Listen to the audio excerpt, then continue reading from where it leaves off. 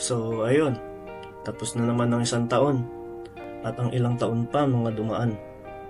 Pero tayo, nandito pa rin tayo, malayo sa pamilya, sa mga kaibigan, at mga mahal natin sa buhay. Panibagong hamon na naman ba sa buhay?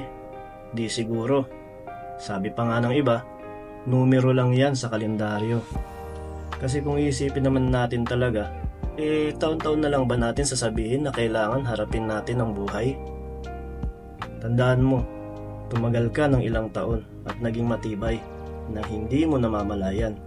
Numero lang ang iyong binibilang.